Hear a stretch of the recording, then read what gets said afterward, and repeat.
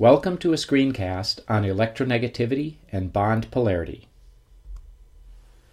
Most chemical bonds are not either purely ionic bonds, where electrons are completely transferred from one atom to another, nor are they purely covalent bonds, where electrons are perfectly shared between the two atoms.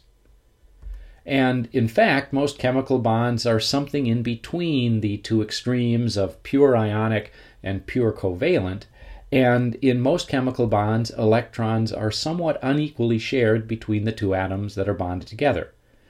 This kind of bond happens when the two atoms differ at least somewhat in how strongly they attract electrons. Now, chemists use something known as electronegativity, and we can abbreviate it by En, and it's sometimes symbolized by the Greek letter chi, looks kind of like an X. And electronegativity is an overall measure of the ability of an element to attract electrons. There are different electronegativity scales that are used, but the most common one is one attributed to Linus Pauling, the famous American chemist who was a Nobel Peace Prize winner as well as a Chemistry Nobel Prize Award winner. Electronegativity values are assigned or given to different elements, and in the electronegativity scale most commonly used, fluorine has the highest electronegativity of 4.0, and electronegativity values go down to point various things, like francium is 0.7. And if you look at this electronegativity table, you'll see that going across a row of the periodic table, electronegativities increase, and going down a column in the periodic table, electronegativities decrease. And it would be a good idea to have a notion that electronegativity of fluorine is 4.0, and going either to the left or down from there leads to increasingly smaller electronegativities. Also note, elements that attract electrons strongly are going to have high electronegativity values, and elements that have high electronegativity values are things like fluorine, oxygen, nitrogen, the halogens, things that are in sort of the upper right corner of the periodic table. Elements that don't attract electrons very strongly, they have a poor attraction for electrons, have low electronegativities, and these are typically found in the sort of left side of the periodic table, things like the alkaline metals and the alkaline earth metals, or sodium, potassium, strontium, barium, things like that. Now, when two bonded atoms have different electronegativities, what ends up happening is they share electrons unequally. So, as an example, let's look at HCl, hydrogen chloride. And hydrogen has an electronegativity of 2.1. Chlorine has an electronegativity of 3.0. So the electronegativity of chlorine is higher than the electronegativity of hydrogen, and the atom with the higher electronegativity value is going to have more electron density near it, so it attracts electrons better.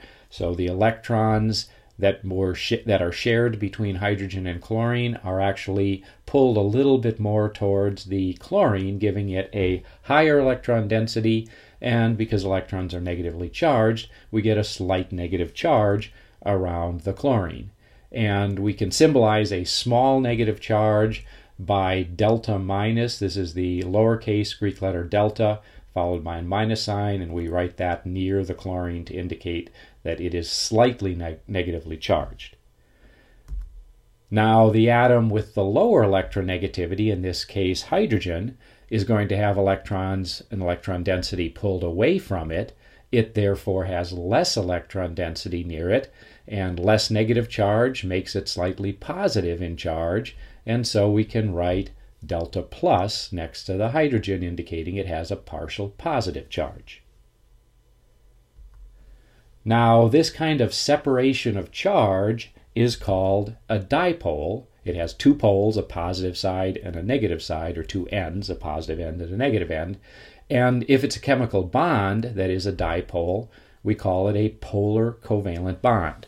So the polar refers to that it's a dipole that has a positive and a negative side or end. And then covalent means that the electrons are being shared, but they're being shared unequally. And we have several different ways to write a polar covalent bond. We can write the bond, like in this case, hydrogen bonds to chlorine, with a delta plus above the less electronegative element and a delta minus above the more electronegative element. We can write the bonded atoms, HCl, and use an arrow, and the arrow will point from the less electronegative atom to the more electronegative atom, and so it points in the direction of increasing electron density. So this side would be a little positive, that side's a little negative, the arrow points towards the negative. And more accurately, but harder to do, are electrostatic potential or electron density diagrams, and these are often colored in with the colors or the shading indicating higher electron density. So the red here indicates electron-rich area, higher electron density around the chlorine, and the blue indicates lower electron density, electron-poor region near the hydrogen. And we can also, of course, put the delta plus and delta minus in the appropriate locations. Now, the degree of polarity of a bond depends upon the size of the electronegativity difference between the two bonded atoms. Some electronegativity differences are small, some are big, and we have some very, very rough guidelines that have quite a few exceptions for how we would classify chemical bonds based upon electronegativity difference.